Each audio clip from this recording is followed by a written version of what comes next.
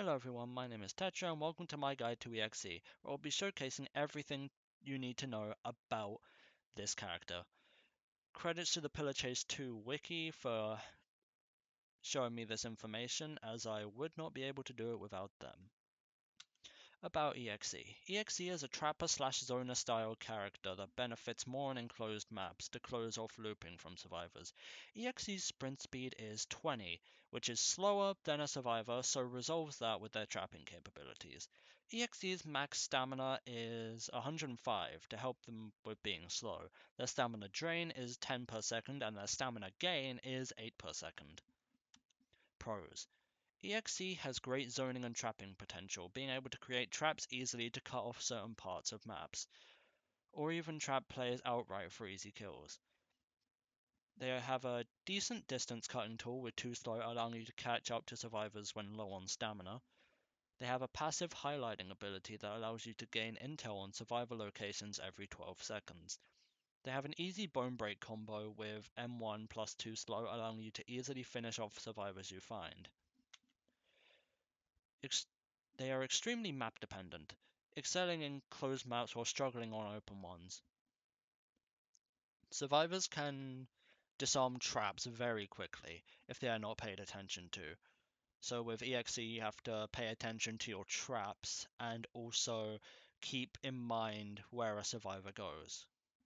Because if they break those traps, then it becomes easily loopable. Highlighting passive is somewhat unreliable due to it not being able to be activated at will, as well as a loud sound that plays when activates. Slow movement speed relying on traps and abilities to catch up to survivors. With that all out the way, let's get to the most important part of understanding this character. The abilities. EXE has 1 passive and 2 abilities that help them prevail with various mechanics to catch survivors off guard. The passive is called You Can't Hide. These 2 abilities are called Too Slow and Thorny Grave. M1. During this ability, EXE will swing their right claw forward. Upon hitting a survivor with this ability, they will deal 45 damage to them, making the survivors a 3-hit kill. Too Slow. When using this ability, EXE will charge forward with an outstretched hand. This temporarily changes his sprint speed to 28.5 if he is using the ability. Keep in mind you have to hold W, otherwise the ability will not work. If you hit a survivor with Too Slow, EXE will grab them for 10 damage and bite them for 40 more damage, totaling up to 50. Thorny Grave. During this ability, EXE will stop in place momentarily and put down a black tendril trap. The limit of this ability is 5, so more enclosed maps are better to utilize the full capabilities of this character. When a survivor steps in the trap, they will be dealt 2 damage every 0.25 seconds and have to press E 15 times to be let out. However, EXE also gains a speed boost when someone steps into the trap. These traps can also be destroyed by survivors, making them an easy thing to get out of. Tip for Thorny Grave. When a survivor gets caught in your Thorny Grave ability and you are nearby, you can keep putting traps on them, and when they bone break, you can kill them. This, however, is an exceptionally awful move to pull off and annoys many players. Now we move on to the good maps for EXE. Ancient Dungeon is a good map for EXE because of the cramped hallways being best for traps and rooms with barely any exits to keep up pressure.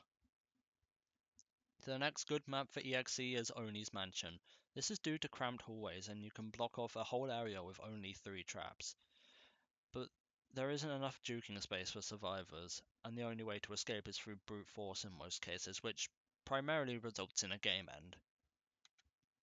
The Joy of Creation is a good map for EXE because this map has many rooms with 1 exit that survivors can get caught in and EXE can benefit from.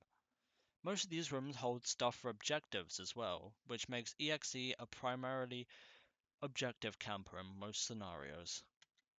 Baldi's Schoolhouse is a good map for EXE. It has many rooms with 1 exit to trap and zone survivors sufficiently, but it is also difficult to see the traps for survivors due to the doors covering them. Fazbear's Frights is a good map for EXE as it has closed off areas, making it easier to land traps and 2 slow grabs.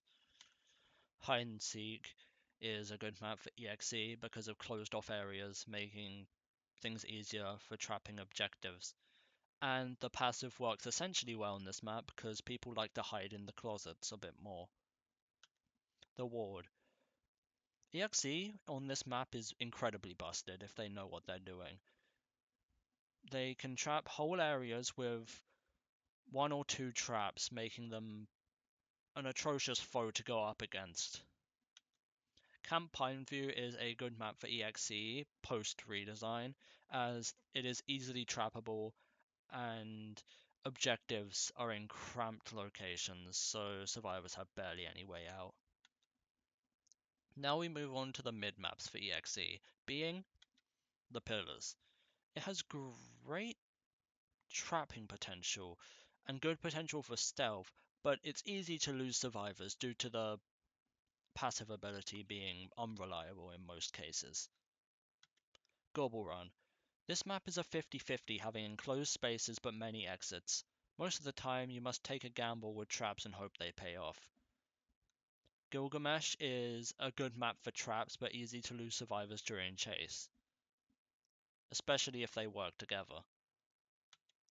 Now we move on to the bad maps for EXE, starting with Pillar Drainage System, or PDS for short. It is too open and you have to gamble more with traps than on Gobble Run. The next map is My World. My World is too open and there are barely any good spots for traps other than on objectives. And finally, the Mainland. It has the same problem with PDS and My World with being too open. I will now be showing some gameplay footage of EXE that isn't in the background of this video. I hope you enjoyed this fun little tip adventure that I gave you, and I hope when Recode comes out and Precode opens, you too will also enjoy playing this character.